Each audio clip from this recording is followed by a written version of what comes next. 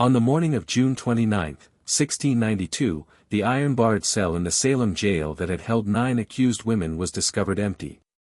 The heavy oak door remained bolted from the outside, and the single window was too narrow for any grown woman to pass through. The jailer, a man named Corwin, swore before God and the magistrates, music, that he had not slept a single moment throughout that night. The 9 women were slated to hang at dawn.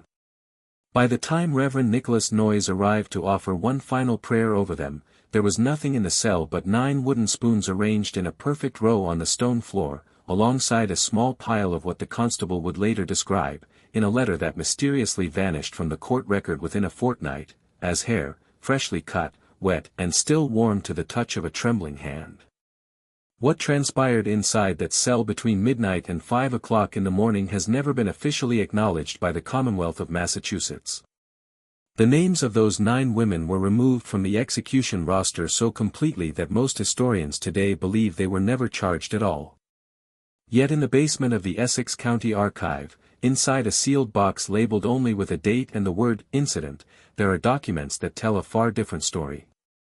A story of land, of money, of 3 men in a cellar at midnight, and of a bargain made by 9 desperate women that would bind their descendants into silence for more than 300 years.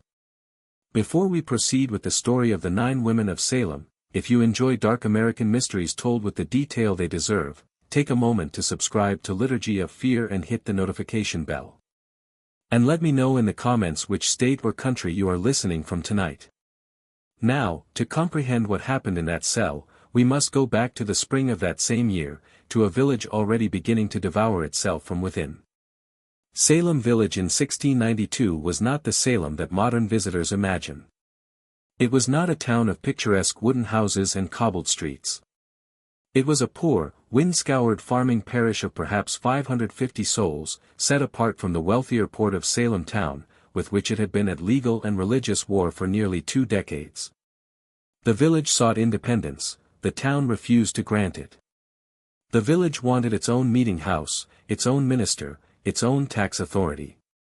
But the town ruled that Salem Village was a subordinate parish and would remain so. Out of that long, grinding resentment emerged 2 factions. On one side stood the Putnam family and their allies, farmers of the western uplands whose fortunes had been slowly declining for a generation as the Atlantic trade enriched the eastern merchants. On the other side stood the Porter family and their allies, tied by marriage and business to Salem town, to the shipping trade, to the new economy rising out of Boston and Marblehead. For nearly 20 years, these 2 factions had fought over every pew assignment, every tax levy, every ministerial hire, every foot of disputed boundary. By the winter of 1691, the hatred between them had become the defining fact of village life. Children learned to cross the common ground by a particular path because the other path led past the house of a family whose name their father had told them never to utter. Women learned not to sit beside certain other women at meeting because a generation of grievance sat between them on the bench. Men learned to carry a club when they walked the roads after dark, not from fear of wolves or bears, though those still prowled the edges of the village in those years, but from fear of their neighbors.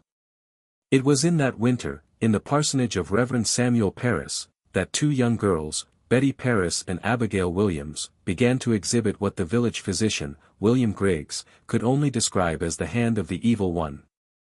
They convulsed upon the kitchen floor. They spoke in voices not their own, deep voices, scraping voices, and voices that seemed to emerge from behind their teeth rather than from inside their throats. They complained of being pinched, pricked, bitten by unseen hands. Marks appeared on their arms and legs, small red welts that no one had seen administered. And when pressed to name their tormentors, they named 3 women, all of them outsiders, all of them without male protectors in the village. A slave woman from Barbados named Tituba, held as property in the parsonage itself. A beggar woman named Sarah Good, with a reputation for foul speech and for pipe smoking on her neighbors' doorsteps. And a half-recluse named Sarah Osborne, who had married a man much younger than herself after the death of her first husband and who had been the subject of village rumor for a decade. Within weeks, the circle of accusers had grown beyond those 2 girls to a company of 7, then 12, then more. Within months, it had consumed Essex County entire. Respectable farm wives stood in the meeting house and fell to the floor crying that the specter of a neighbor was tormenting them from across the room. Children of 11 and 12 years old testified under oath to things they could not possibly have witnessed. And the magistrates, John Hathorne and Jonathan Corwin, dispatched from Salem town to investigate, made a fateful decision in the first week of March.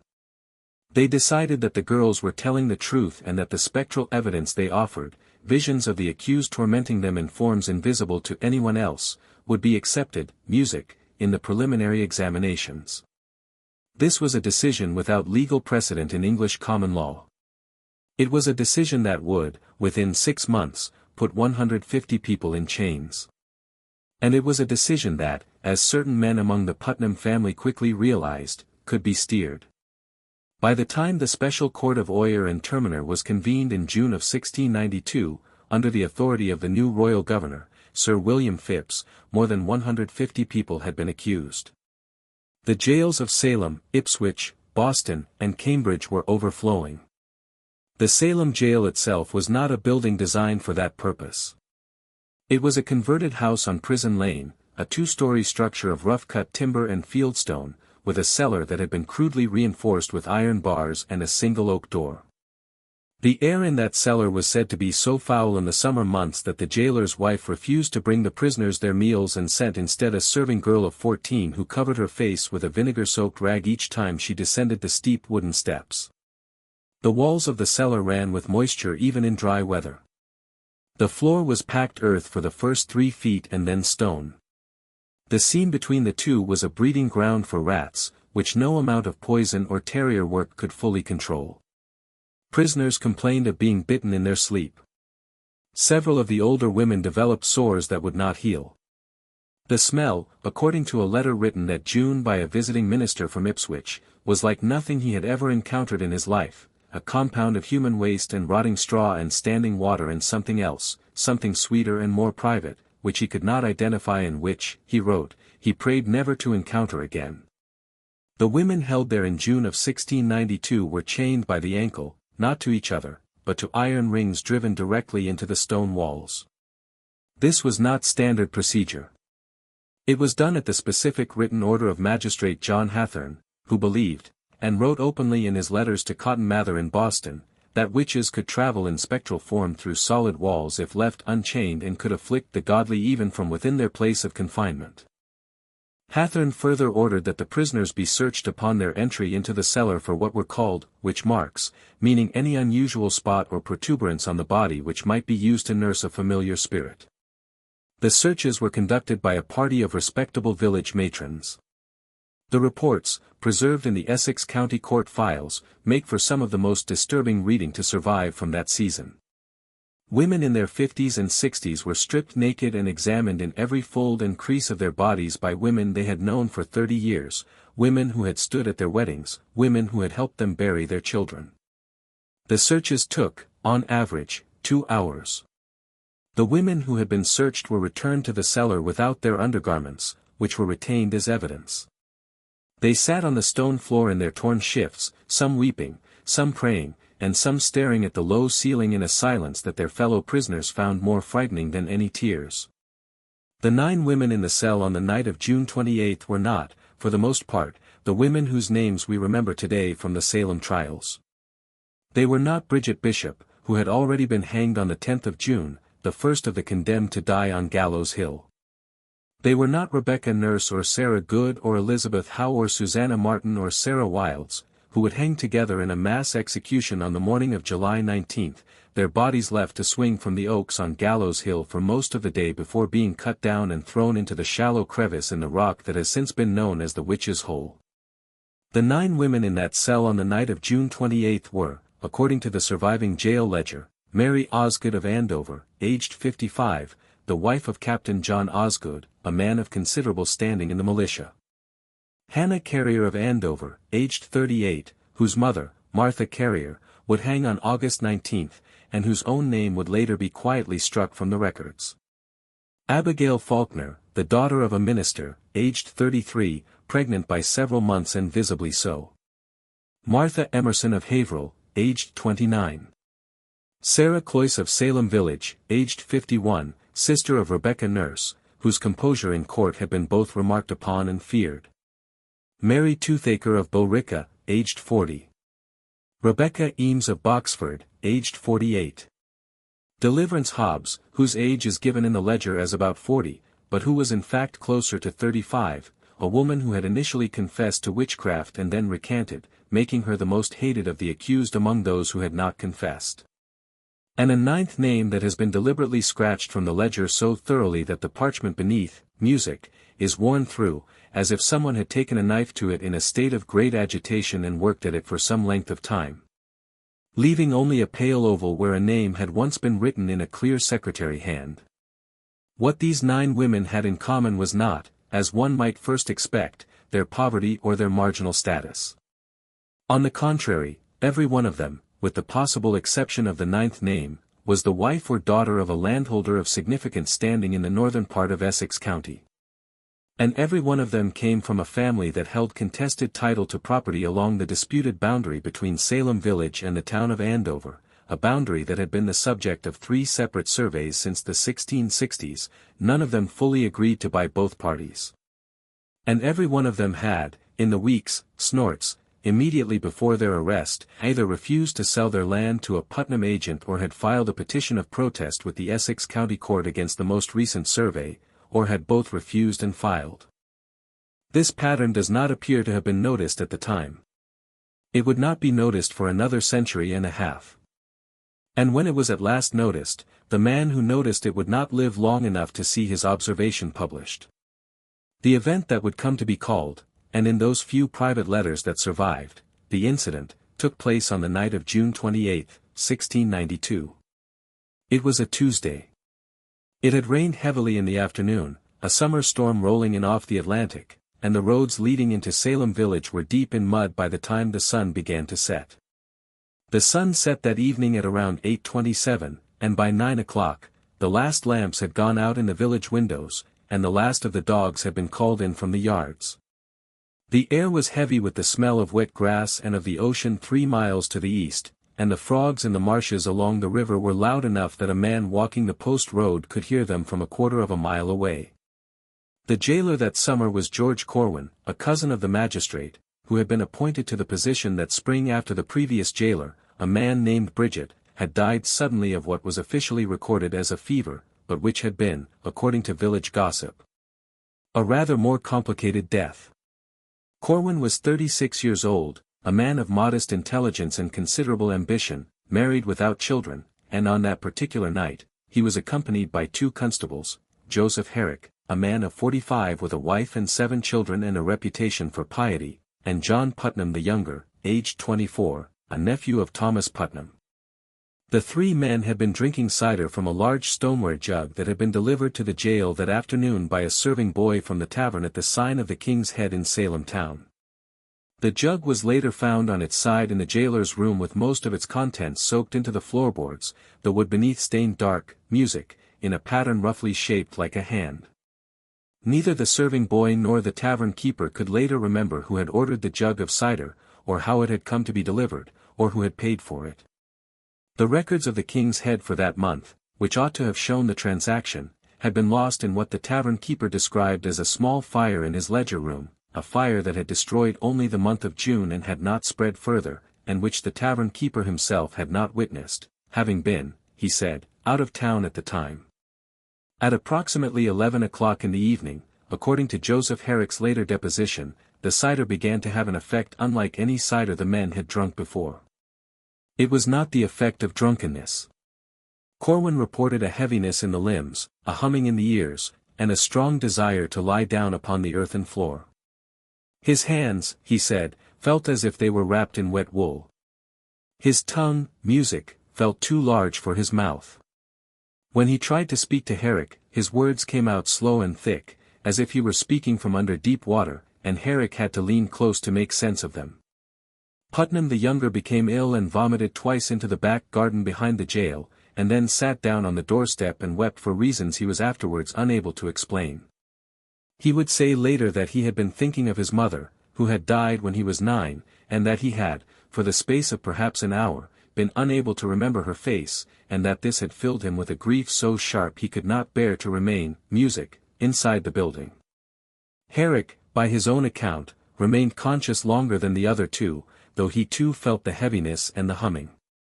He sat upright in his wooden chair against the wall of the jailer's room, clutching a Bible that had belonged to his father, and he began to recite under his breath the 23rd Psalm, which he had memorized as a boy of 7.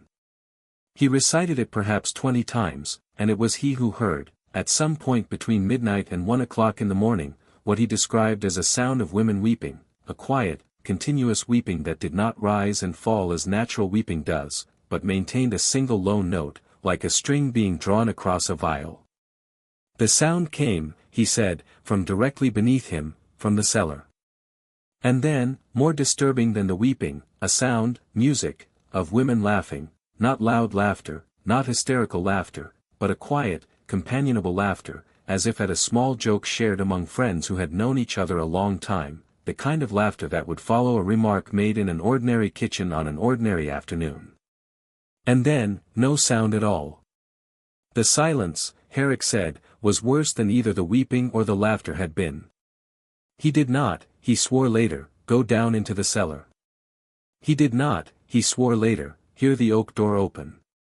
He did not hear the bolt slide back. He did not hear footsteps on the cellar stairs. And this, as he would come to confess on his deathbed, was the first lie of his later life. When the three men came fully to themselves at approximately 4:30 o'clock in the morning, with the first grey light beginning to show in the eastern sky over the roofs of the village, and the first birds beginning to call in the elms around the jail, Corwin rose stiffly from the floor, where he had at some point lain down, took the keys from the peg in the jailer's room, and went down the narrow stairs to the cellar to rouse the prisoners for the walk to Gallows Hill. The walk was perhaps a mile from the jail to the place of execution, up a gentle rise of rocky ground past 2 farms and a small orchard and along a stretch of pasture that had been trampled by the feet of previous condemned and of their spectators. Corwin had made the walk 8 times already that summer. He knew every stone in the music road. He expected to make it a 9th time with 9 prisoners within the hour. He unlocked the heavy oak door of the cell. He found the cell as I have described it. The ankle chains were not broken. They were unlocked and laid neatly on the stone floor beside the rings in the wall. The keys to those ankle chains hung, as they always did, on a peg in the jailer's room, 2 floors above, behind a door that had been bolted from the inside. The 9 wooden spoons lay in a perfect row in the center of the floor, evenly spaced, their handles all pointing toward the door. The small pile of hair lay beside them, and there was nothing else, no bodies, no torn clothing, no marks on the walls, no mud on the floor to suggest that the music women had been dragged out through any passage. The single high window, too narrow for even a small child to pass through, was still shuttered and barred. Corwin sat down on the stone floor of the cell and did not speak for nearly an hour.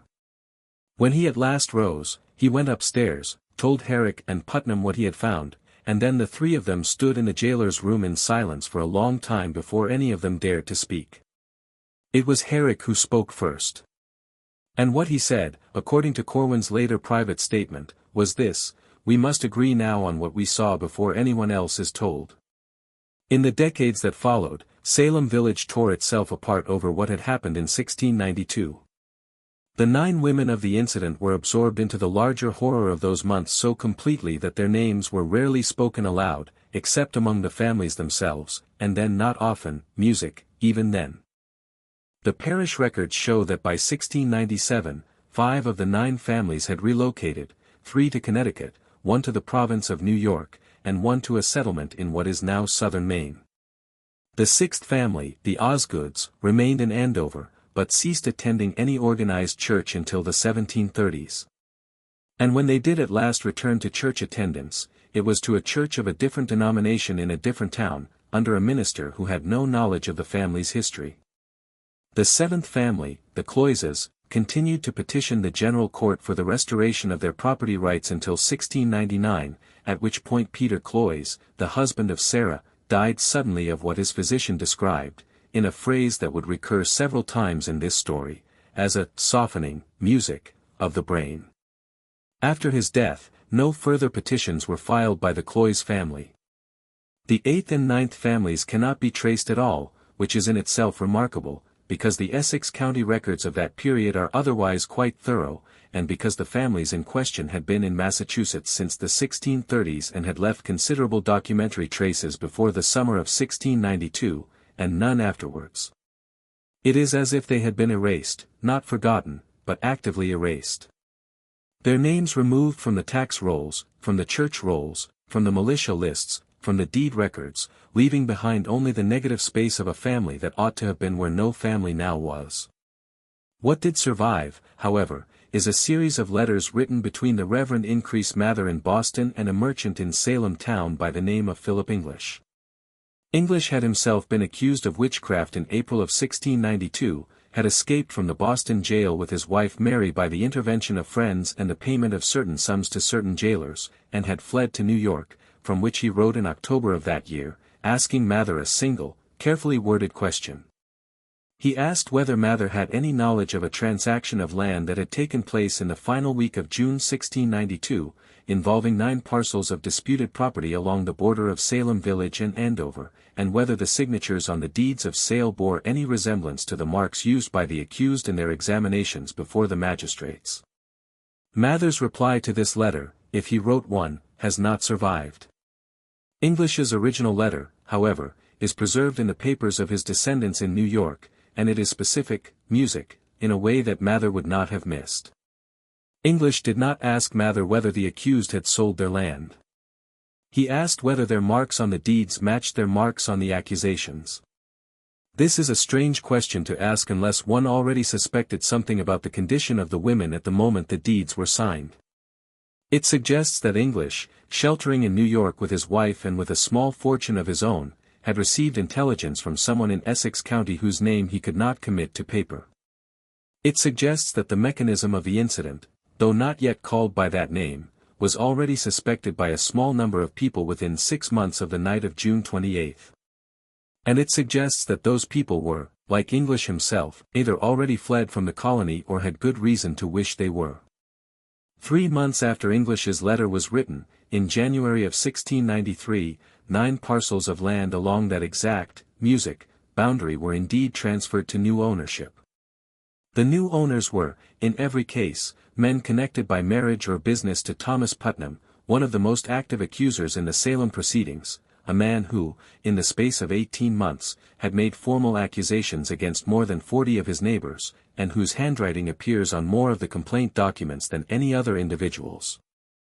The original owners on the deeds, the 9 women of the incident, had signed with crosses rather than with their own names, which is notable because several of them, including Mary Osgood and Abigail Faulkner, were demonstrably literate and had signed other documents in their own hand earlier that same year. Mary Osgood, for instance, had signed her name in a clear and careful hand on a parish subscription list for the relief of the poor in March of 1692, 3 months before her arrest. The Mary Osgood of the January 1693 deed signed only with a cross. And the crosses on the deeds, when compared by a suspicious clerk in the Essex Deeds Office some 20 years later, matched in precise detail the crosses the same women had made on the accusation documents that had sent them to the cellar in the first place. Not approximately, precisely, down to the angle of intersection and the slight hook at the end of the lower stroke. The clerk who made this observation, a man by the name of Ebenezer Bowditch, died of a fall down the stairs of his own home within a week of making the report. His notes on the matter, which had been drafted, music, but not yet submitted, were never officially entered into the record. His widow, questioned afterward by a neighbor who had been a friend of her husband, said only that in the days before his death, he had been unable to sleep and had walked the rooms of the house from midnight until dawn, murmuring about crosses and signatures and a cellar he had never himself seen. The widow did not remarry. She moved some months after the funeral to her sister's home in the town of Newbury, and she took with her, according to neighbors who helped her pack, only the clothes on her back and a small wooden box, which she would not allow anyone else to touch.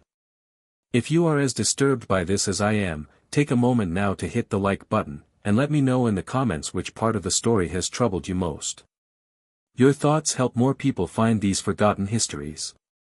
And every comment tells the algorithm that stories like this deserve to be seen. The investigation into what had truly happened on the night of June 28 began in a quiet and unofficial way in the year 1710, when the General Court of Massachusetts passed an act reversing the attainders of many of those convicted in the Salem proceedings, and granting financial restitution to their families. The families of the 9 women of the incident did not apply. This, too, was remarked upon at the time. A clerk named Samuel Sewell, who had himself served as one of the magistrates on the original court of Oyer and Terminer and who had in the year 1700 stood in silence in the Old South Meeting House in Boston while his pastor read aloud his public repentance for his role in the trials, wrote in his personal diary that he had made inquiries and had been unable to locate a single living relative of any of the 9. This was on its face impossible. The Osgood family alone had at least 14 documented descendants living in Essex County in 1710. The Cloyses had direct relations in Salem village itself. The Faulkner line had branched into 3 separate households by the 2nd decade of the new century. But when Sewell, acting on his own conscience and without official authority, traveled to Andover in the autumn of 1711 and presented himself at the Osgood homestead, he was received by a man who claimed the name of Osgood but who refused to discuss the matter of Mary Osgood, his own mother, and who asked Sewell to leave the property before the sun set below the hill west of the house. In his diary, Sewell wrote that the man's eyes had a quality he had seen only once before, in the eyes of a man who had survived the Deerfield massacre of 1704 and who had watched his own 3 children killed before him. It was the look, Sewell wrote, of someone who had made a bargain he could not unmake and who was forced to live each day under its weight, and who knew that if he ever once broke the terms of that bargain, something he loved would be taken from him. Sewell made further inquiries over the following 2 years. He was a careful man. A man whose public repentance for his role in the trials had been sincere and costly. And he did not rest easily at the thought that there was some further wrong within the Salem matter which he had never been told and which he himself might have unknowingly facilitated in his capacity as a magistrate. He found through a contact in the Connecticut General Assembly at Hartford that the families who had relocated to Connecticut had done so under new surnames, which was not itself uncommon among refugees from the trials. But that they had purchased their new lands in cash, in amounts that would have been impossible for them to have saved from the farms they had left behind in Essex County.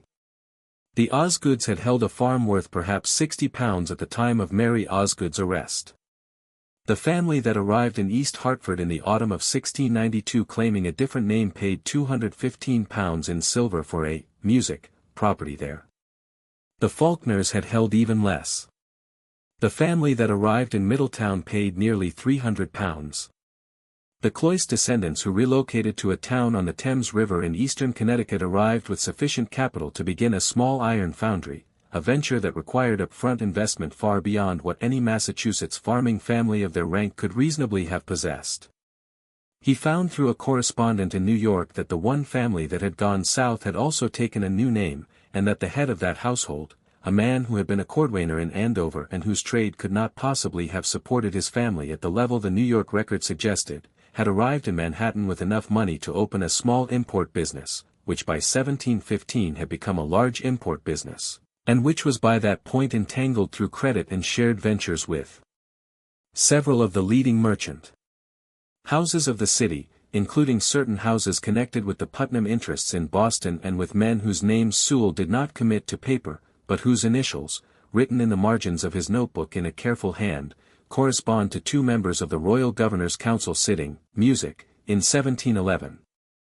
And he found at last that an old and frightened woman in Salem village, who had once worked as a serving girl in the Putnam household and who was now in her final illness and had sent for a minister to ease her conscience, that on the morning of June 29, 1692, a covered cart had left the Putnam farm at approximately 5:30, heading west on the post road. The cart had been driven by Thomas Putnam himself. It had been accompanied by 2 riders whom the woman could not see clearly in the dawn light and whose faces she had been warned later that same morning not to attempt to remember. And it had been loaded, she said, with 9 bundles of what looked in the grey dawn light like folded laundry. But the bundles, she said, had breathed. She had watched from the kitchen window as the cart passed by on the far side of the rail fence, and she had seen the canvas rising and falling in 9 separate rhythms, not quite in time with one another. And she had turned away and set to kneading bread and had not spoken of it to anyone, not even to her husband, for 39 years. She had held it inside her, she told Sewell, for so long that when at last she spoke the words aloud, she could not be sure whether she was remembering the thing itself or remembering the many times she had remembered it. But the bundles had breathed. Of that she was certain. Sewell noted in his diary at the end of his account of this interview that the old woman had died 2 nights after speaking with him, in her own bed, of what the attending physician called a stoppage of the heart.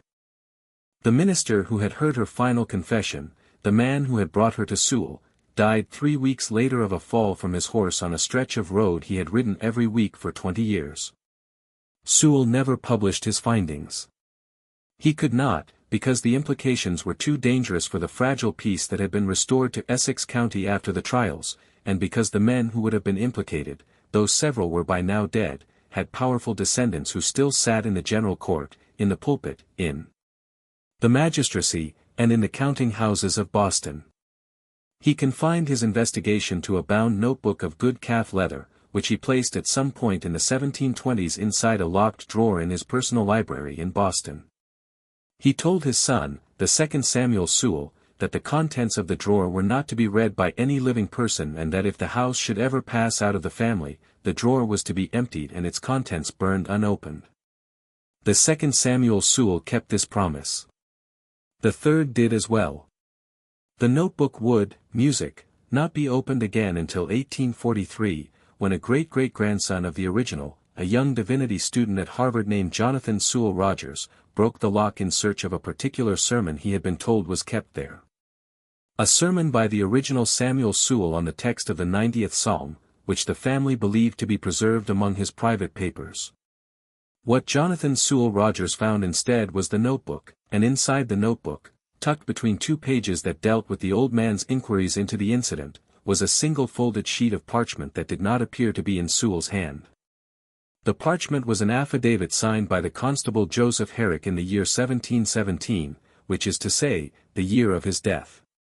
Herrick had dictated it, the affidavit stated, to a reverend in Wenham named Joseph Garish, because he had been unable to die without confessing what he had seen on the night of June 28, 1692.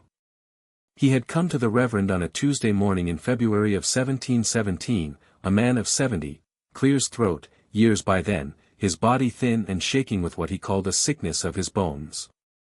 And he had asked to dictate a confession on condition that it not be read to anyone until after his death.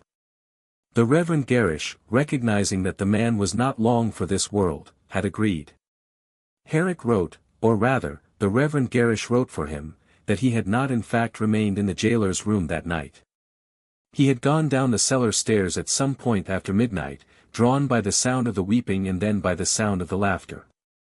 And he had done so against the specific instructions of George Corwin and against what remained of his own judgment.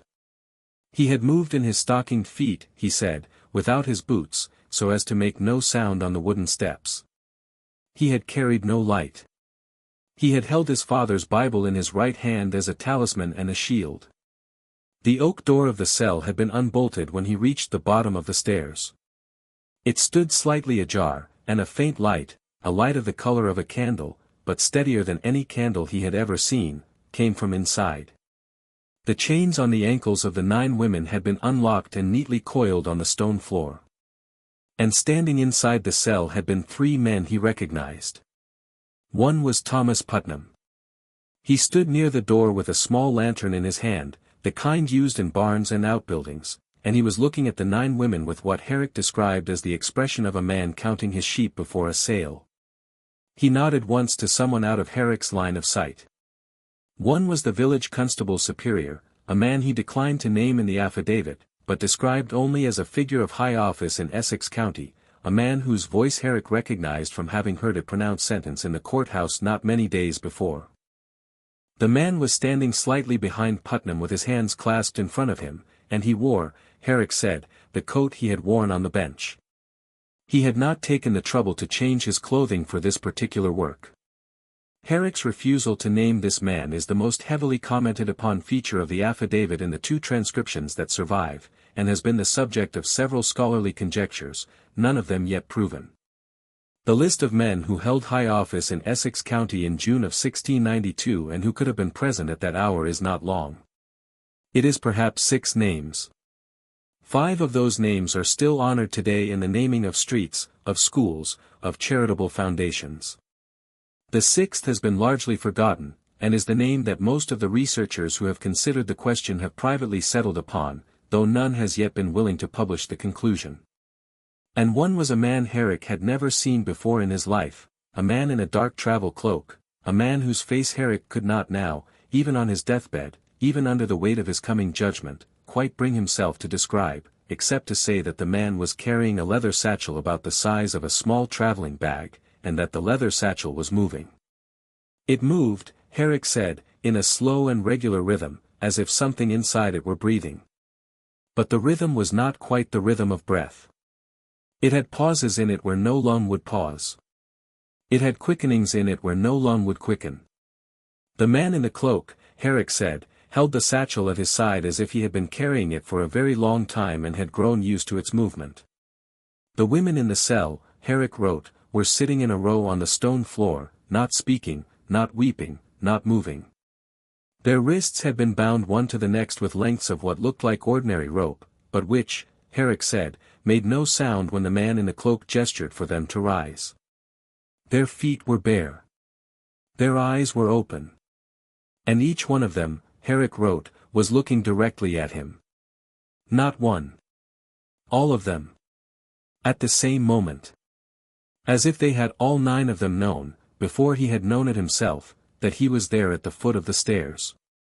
He had, he said, fled back up the stairs without a sound, his heart beating so loud in his ears that he was certain it would betray him. He had lain on the floor of the jailer's room beside the snoring Corwin and the weeping Putnam the younger, and had pretended to be asleep.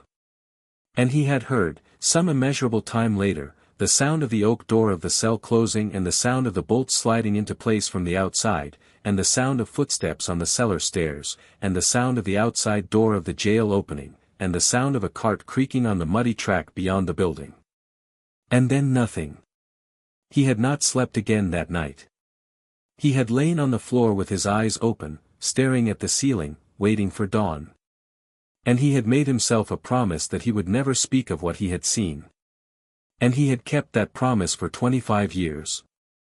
And it had cost him, he said, his health, his peace, and the affection of his wife, who had known from the first week of July 1692 that something had happened in the jail which her husband could not tell her, and who had withdrawn from him by small degrees over 25 years.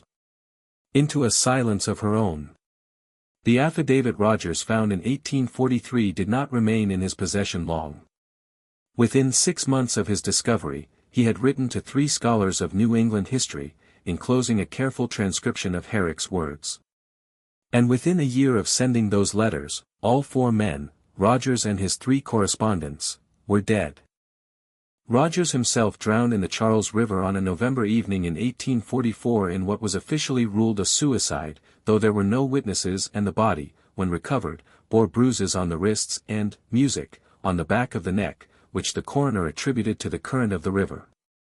One of the scholars, George Bancroft, died of a fever he contracted on a voyage to investigate parish records in Andover, a voyage he had undertaken specifically as a result of Rogers' letter. Another, a clergyman named Peter Thatcher, was found at the foot of his own church bell tower in Boston on a Sunday morning, the church having been closed since the previous evening and the door to the bell tower staircase still locked from the inside.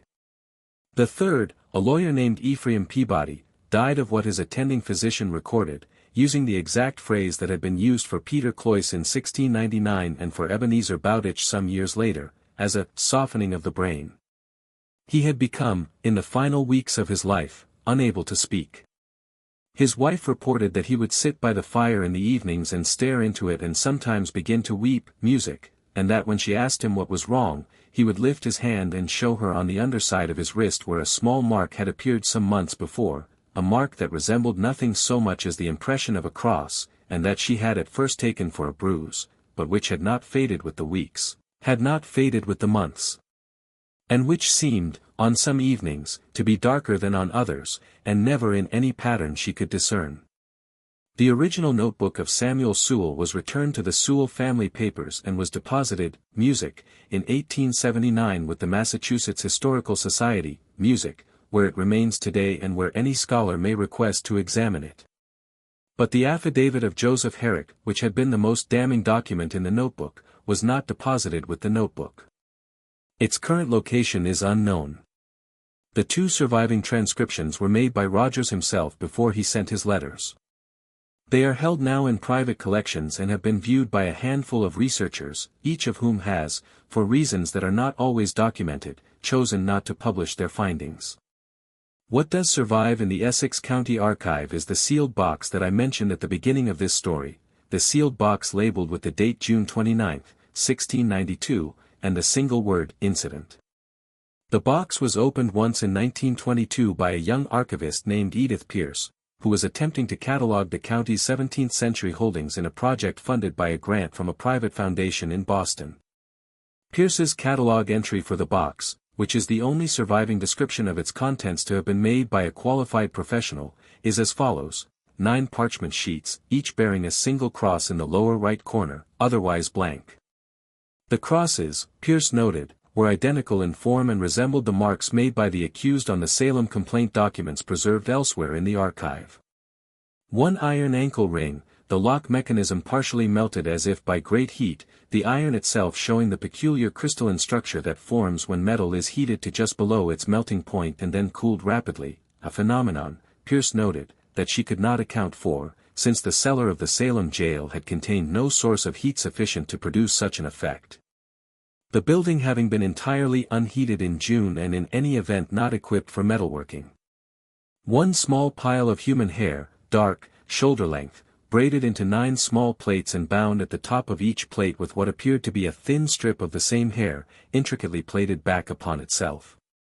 The hair, Pierce noted, showed no sign of decay that might be expected after more than 2 centuries, and was noted by the county physician who examined it at her request to have the appearance of hair cut from a living head rather than from a corpse, a distinction the physician explained to her in a private letter that was not easy to articulate in precise scientific terms, but which he said any practiced embalmer would immediately recognize. 1 small leather pouch containing 9 wooden spoons, each carved from the same piece of wood, each marked on the handle with a letter of the alphabet. The letters, Pierce noted, did not spell a word in English. They did, however, spell a word, or rather, a series of letters that a colleague of hers at the Harvard Divinity School, a scholar of medieval liturgy, identified in a letter dated September, music, of 1922 as an acronym in Latin of a phrase used in a particular ritual of the medieval Roman Church for the anointing of the dying.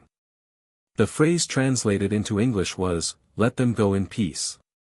3 weeks after that letter was received, Edith Pierce resigned her position at the Essex County Archive, packed her personal belongings into 2 trunks, and returned to her family home in rural Vermont, where she lived for another 41 years and where, according to her nephew who inherited her papers after her death in 1963, she never again spoke of her work in Massachusetts and would leave the room if the word Salem was mentioned in her hearing.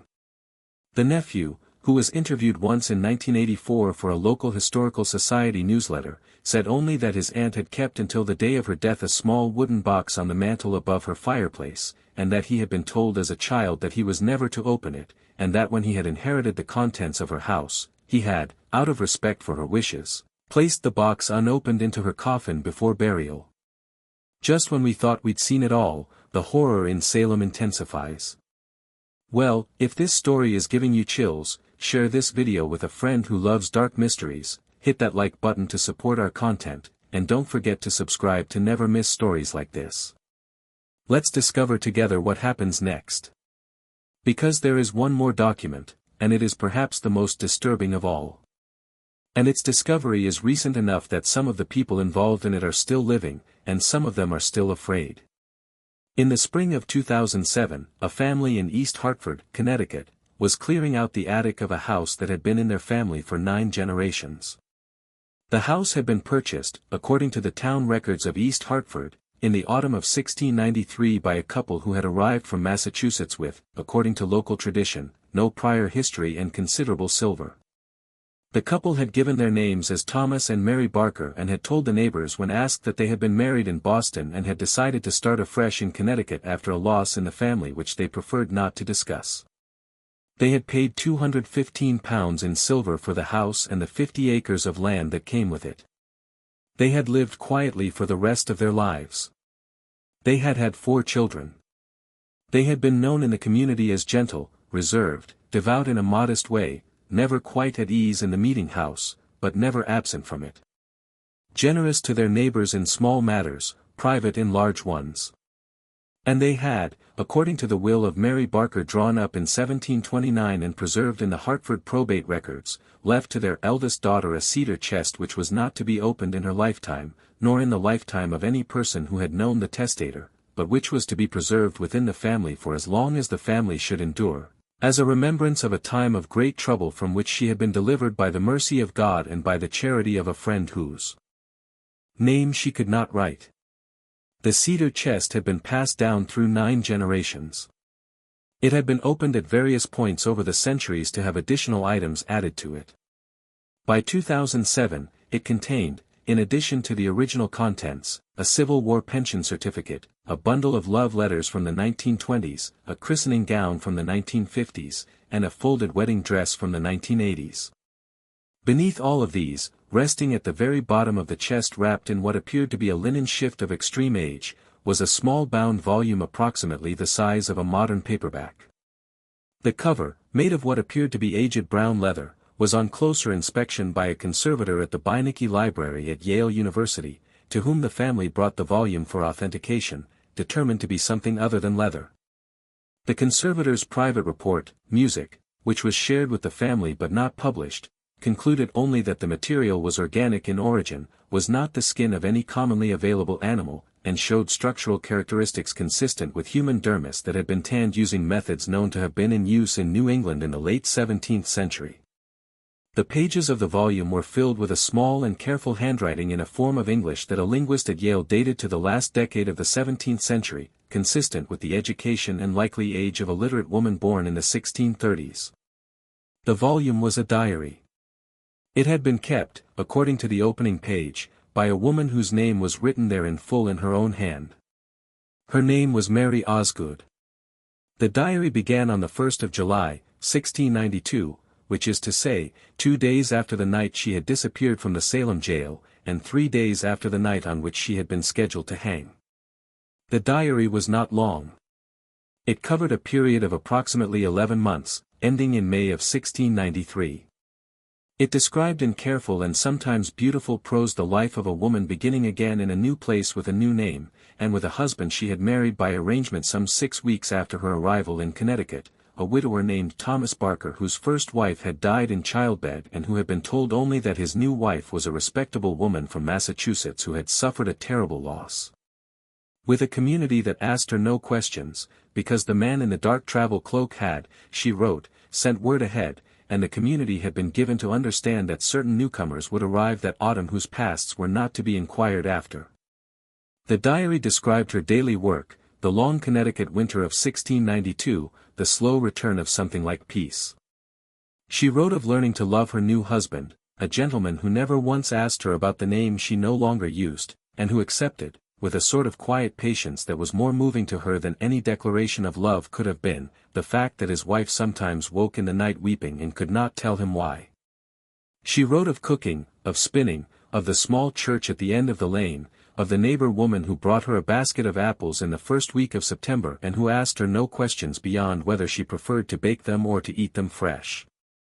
She described the other 8 women who had settled in towns and villages within a day's ride of one another across the Connecticut River Valley, and whom she saw in various small gatherings over the course of that year. They met in one another's kitchens under the pretext of visiting and spoke of ordinary things, and never, spoke of the cellar or of the oak door or of the sound of the cart on the track or of the 9 chains that had been unlocked without a key. Once, Mary wrote in February of 1693, she and Sarah, whom she does not identify further but who can only be Sarah Cloyce, had sat together by a fire in a farmhouse near Wethersfield and had wept for a full hour without speaking. And then had dried their tears and had spoken only of the quality of that year's butter. They had not looked at each other while they wept. They had not embraced. They had sat on either side of the hearth and had stared into the fire and had allowed themselves, for that 1 hour, to grieve for what they could not name. And then they had stopped at the same moment, as if by prior agreement, and had gone on with the visit. The diary described once, and only once, in an entry dated the 10th of November, 1692, the man in the dark travel cloak and the terms he had offered them in the cell.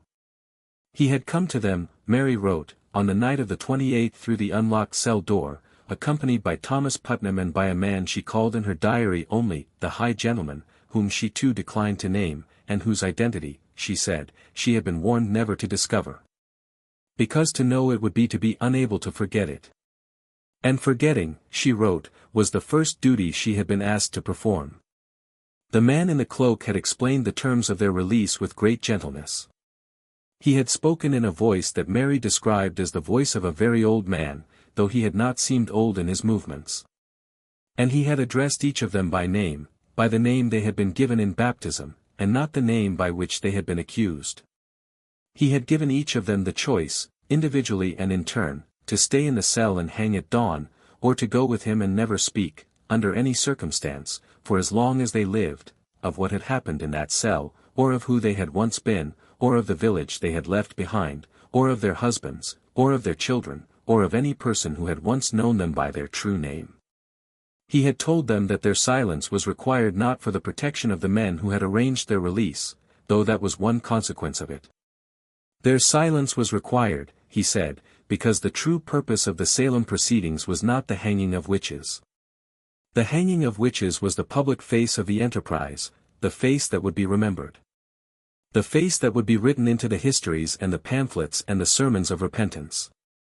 The true purpose of the Salem proceedings was the transfer of approximately 4,000 acres of disputed farmland from families who had held it for 2 or 3 generations to families who would put it to a different use. A use he did not fully specify, but which required, he said, that the land be understood in the public mind as spoiled, as cursed, as ground upon which no prudent man would wish to build. The hangings, he said, served this purpose by attaching to the accused families a permanent stigma. No one would contest the title to land whose previous owner had been hanged for witchcraft. No descendant would come forward to claim an inheritance tainted by that shame. And the ground would be quietly and permanently available. The disappearances, he said, served a different purpose. They made it possible, he said, to remove from the contested ground certain families whose members were too well connected, too respected, too sympathetically regarded by their neighbors to be hanged without endangering the wider enterprise. For those families, hanging would have produced martyrs, and martyrs would have produced inquiries, and inquiries would have produced truth. What was wanted instead for those families was erasure, not death but absence, not a body on the gallows but a cell that was one morning simply empty. The hangings, he said, were a theatrical necessity. The disappearances, he said, were a practical mercy. And the disappearances would continue for as long as was required, and the land would continue to change hands for as long as was required, and the true history of what was happening in New England in those years would not be written, music, down, because the men who would write it were the men who were arranging it. And because the women who had been its hidden victims would themselves be, by his arrangement, alive and grateful and silent. Each of them, he said, would receive a new name, a new husband, a new home in a town chosen for its distance from any road a traveler from Essex County might take. A sum of money sufficient to establish her new household, and the guarantee of her life and the lives of her children to come. In exchange, she would give him her silence, and the silence of every descendant she should ever have, for as long as her blood continued. If she spoke, he said, if at any point in her life she spoke of the cell or of the cloak or of the bargain would be broken, and a price would be collected. He did not specify what the price would be. He did not need to. Each of the women had in that moment a clear and precise understanding of what could be taken from her. It is the particular cruelty of such arrangements, Mary Osgood wrote, that they do not require the threat to be spoken. The threat is made by the mind of the person who bears it. And it is shaped in each case exactly to the fear that person carries most deeply. And there is no negotiating with a threat one has oneself assembled. Mary Osgood closed the diary entry of the 10th of November with a single sentence, the only sentence in the entire volume in which she permitted herself to sound afraid. "I do not know," she wrote, "what became of the 9th woman among us. She did not come with us to Connecticut. She did not come with us at all. And when I asked the man in the cloak where she had gone, he did not answer me. But I saw his mouth move."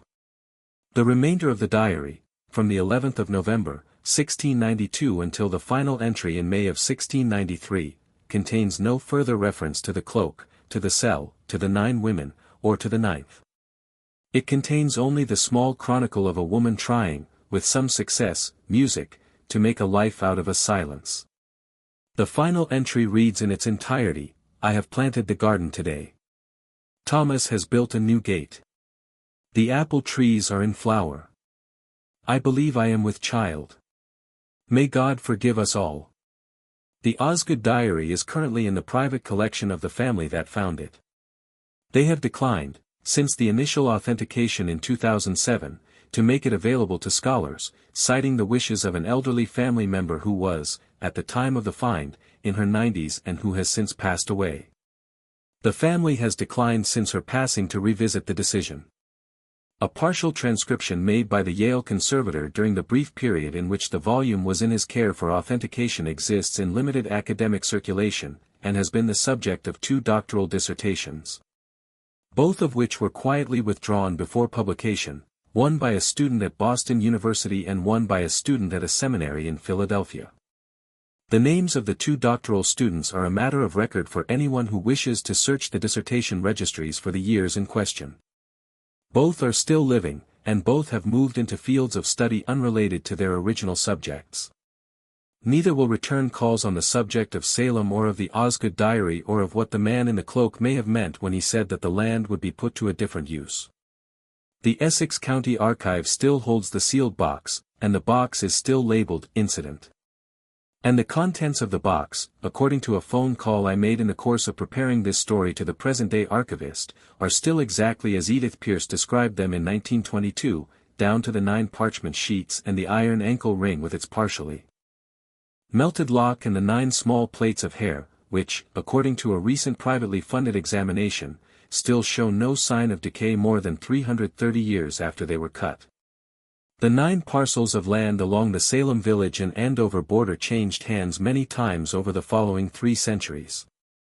They are today, in whole or in part, the sites of a regional shopping mall, a private school, 2 cemeteries, of which one is closed to new interments, a stretch of state highway, and a small industrial park which has had, over the years, 3 separate owners, each of whom has sold the property within 5 years of acquiring it. None of these places is regarded in local tradition as haunted. None of them has ever been the subject of any unusual report. No ghost story attaches to any of the 9 parcels. No historical marker indicates what happened on any of them. The land, as the man in the cloak is said to have promised, has done what was required of it and has been forgotten. And that forgetting is perhaps the most thorough thing about the entire affair. What this story shows us, perhaps, is that the most terrifying thing about Salem was not what we were told. It was not the hysteria of the accusers or the cruelty of the judges or the fear of a frightened colonial village huddled against the dark forest at its edge. The most terrifying thing about Salem was that beneath all of that, beneath the visible horror, there was a second horror, quieter, more patient, more interested in property than in souls. And that this second horror has never been prosecuted, never been named, never been fully acknowledged, and never, so far as we can tell, gone away. Every generation since the Osgoods boarded that cart in the dawn of June 29, 1692, has produced its own men in dark travel cloaks. Its own quiet transfers of land, its own families who learned, as Mary Osgood's descendants learned, that there are certain questions which are not to be asked, and certain names which are not to be spoken, and certain cedar chests which are not to be opened.